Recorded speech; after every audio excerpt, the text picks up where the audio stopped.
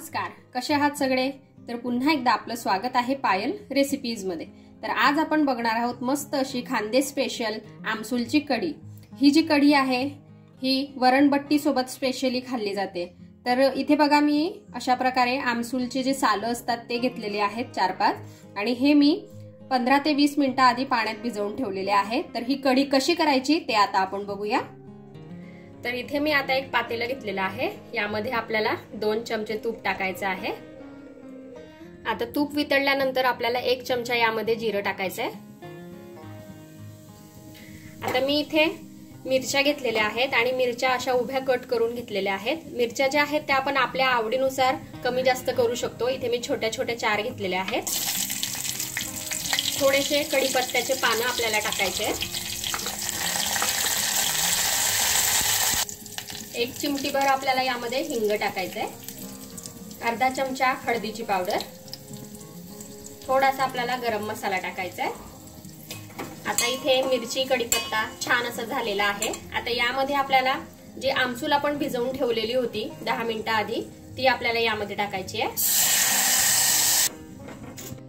आता मी इथे 3 चमचे बेसन पीठ घेतलेलं आहे, यामध्ये आपल्याला थोडंसं पाणी टाकून याचं एक बॅटर तयार करून घ्यायचं आहे। आता हे जे आपण बेसन पिठाचं बॅटर तयार करून घेतलेलं आहे, अगदी पातळ तयार करून घेतलेलं आहे मी। आता हे आपल्याला याच्यात टाकायचं आहे आणि आजची जी आपली रेसिपी आहे ती अगदी मस्त आणि झटपट तयार होणारी आहे। तुम्ही शेवटपर्यंत बघा, तुम्हाला ही नक्कीच आवडेल आणि आवडली तर लाईक करा, शेअर करा, त्याचबरोबर सबस्क्राईब सुद्धा करा अशाच छान छान रेसिपीज बघण्यासाठी। आता यामध्ये आपल्याला टाकायचं आहे थोडासा गूळ। तर इथे मी जवळपास 3 ते 4 चमचे गूळ टाकते आहे। गूळ जे आहे हे आपण आपल्या आवडीनुसार कमी जास्त करू शकतो। तुम्हाला जर का जास्त गोड आवडत असेल तर तुम्ही थोडासा गूळ वाढवू शकता किंवा मग कमी आवडत असेल तर थोडा कमी करू शकता। आता हे भरपूर घट्ट आहे, यामध्ये आता आपण थोडं पाणी टाकून घेऊ। तर इथे आता बेसन पीठ भिजवण्यासाठी मी जवळपास अर्ध्या वाटीचा एवढं पाणी घेतलेलं होतं आणि इथे मी पुन्हा आता 1 वाटी एवढं पाणी टाकते।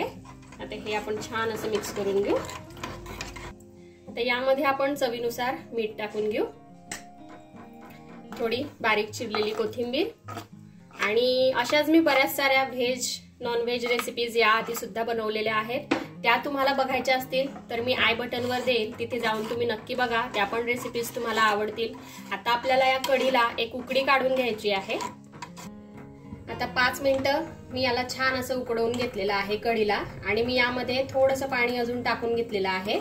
मला थोडीशी ही घट्ट वाटत होती कढी, म्हणून तुम्ही पण तुमच्या ऍडजस्टमेंट नुसार म्हणजे जेवढं तुम्हाला पातळ किंवा घट्ट कढी हवी आहे त्यानुसार तुम्ही पाणी कमी जास्त करू शकता।